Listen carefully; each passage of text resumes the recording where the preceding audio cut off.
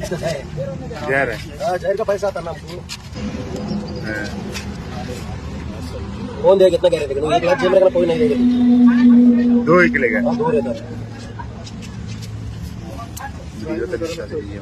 நாகப்பாம்போட தலையிலிருந்து கருப்பு நிறத்துல ஏதோ ஒண்ணு வெளியெடுக்கிறாங்களே, இது உண்மைதானான்னு நிறைய பேர் எனக்கு அனுப்பி கேட்டிருந்தீங்க. இந்த காணொலி நம்ம தமிழ்நாட்டுல எடுக்கப்படல, வட இந்தியாவுல எங்கேயாவது எடுக்கப்பட்டதா இருக்கும்னு நான் நினைக்கிறேன். நம்ம இந்தியா முழுவதுமே இந்த மோசமான ஒரு மூட நம்பிக்கை ஒண்ணு இருக்கு. நான் முன்னாடியே நிறைய காணொலிகள்ல சொல்லியிருப்பேன், பாம்புகளுக்கு நஞ்சு இருக்கிறது அதோட இரைய வேட்டையாடி அதை சாப்பிட்டு செரிமானம் பண்றதுக்காக தான்.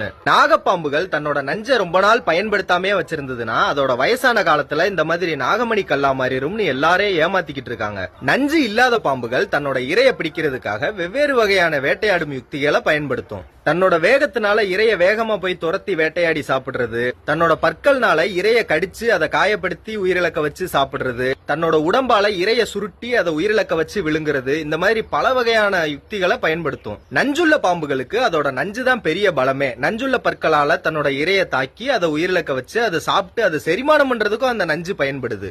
இப்படி இருக்கிறப்ப நீங்களே நல்லா யோசிச்சு பாருங்களேன், ஒரு பாம்புனால அதோட நஞ்சை பயன்படுத்தாம எப்படி வயசான காலம் வரைக்கும் உயிர் வாழ முடியும்? இதுல இருந்தே நீங்க தெரிஞ்சுக்கலாம், நாகப்பாம்புகள் அதோட வயசான காலம் வரைக்கும் அந்த நஞ்சை சேர்த்து வச்சு அது நாகமணி கல்லா உருவாக்குதுன்றது ஒரு கட்டுக்கதை மட்டும்தான். நஞ்சுள்ள பாம்புகள்னால தன்னோட இரைய பிடிக்கிறதுக்காக நஞ்சை பயன்படுத்தாம உயிர் வாழவே முடியாது. அப்ப எல்லாருக்கும் ஒரு சந்தேகம் வரும், இந்த காணொலியில இந்த நாகப்பாம்போட தலையில இருந்து இவங்க கருப்பு நிறத்துல எடுக்கிறது என்னன்னு. இந்த மாதிரி நாகமணி கல்லுன்றது உண்மையிலேயே இருக்குன்னு மக்களை ஏமாத்தி விக்கிறதுக்காக இவங்க செய்யற பொய்யான வேலைதான் இது. இதுக்காக இவங்க பாம்புகளை பிடிச்சு அதை கொடுமைப்படுத்தி அதோட தலையில உள்ள தோலை வெட்டி இந்த கருப்பு நேரத்துல ஏதோ ஒரு உபகரணத்தை எடுத்து அதோட தலைக்குள்ள வச்சு அதோட நாகமணி எடுக்கிற மாதிரியே எடுத்து மக்களை ஏமாத்திக்கிட்டு இருக்காங்க.